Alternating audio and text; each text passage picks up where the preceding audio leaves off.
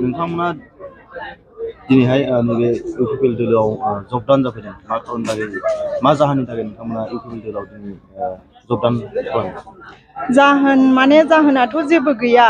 किन्तु जों दा परिस्थितिखौ नुबाय जोङो बेबायदि गावस्रा गावस्रि थानानैथ' जेबो लाब गैया बर' हारिया ओरैनो एमपिआव थांनाय जोङो बेबायदि गावस्रा गावस्रियावनो 2 टाइम्स जोङो गुबुननि आखायावसो हगार हरनांदों जोंनि बर'आथ' सासेबो देरहायाखै जोङो आलदा आलदा जुदा जुदा थानायनि थाखायनो दा ओंखायनो जोङो बेखौनो सानबाय जोङो जुदि बिपिएफआ सरकाराव गैथ'खायाबा जेराव जोङो दा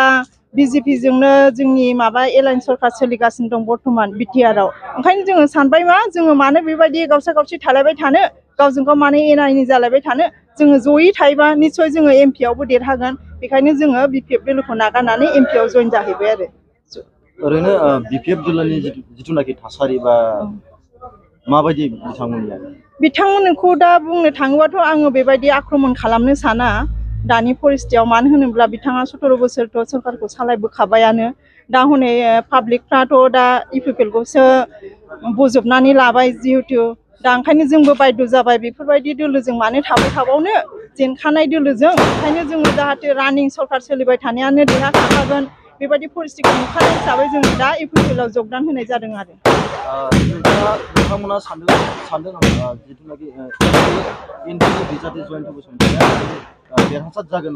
100% मानो जाया जानो होनोब्ला जोंहा नरेन्द्र मदि सारखौ जोङो बे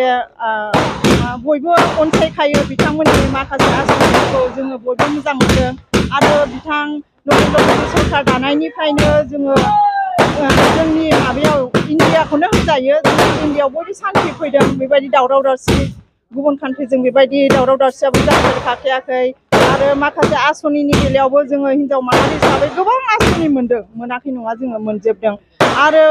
जोङो दा इउपिपिएल सरकाराबो मा होनो एलायन्स सरकाराव जिहेतु सोलिगासिनो दङ बर्तमान दा ओंखायनो आं सानो जिहेतु जोंनि बिटिआरआवबो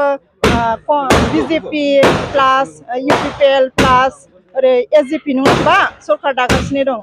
एनडिए सरकार दा ओंखायनो आं सानो बे बिजेपिनि एथबां मानि सापर्टार दङ आरो लोगोसे जोंनि बिटिआरनि ओनसोलनि इउपिपिएलनि सापर्टार दङ आरो लोगोसे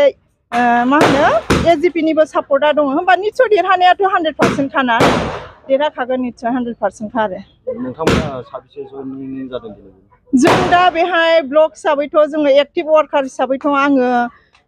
भाइस प्रेसिडेन्टआव दंमोन आरो लोगोसे आंजोंनो भाइस प्रेसिडेन्ट वमेननि 13 नं चिरां ब्लकनि आरो आंजों लोगोसे बेबो बासुगावनिनो बेबो जोंनि 13 नं चिरां ब्लकनि भाइस प्रेसिडेन्ट खा बेबो आं एक्टिभ वार्कार खा बेबो आरो लोगोसे प्राइमारिनिफ्रायबो अनेक फैदों आरो बासुगाव प्राइमारिनिफ्रायबो अनेक फैदों आरो दंबावो आंजों अनेक कन्टेक्ट खालामगासिनोखा समनि आंखालावसो आं लाबोनो हायाखै आरो जास्ट आं फैग्रोदोंल' आरो लासै लासै आंजों एन्जरफोर बायदि लाइन लाइन फैजोबखागोन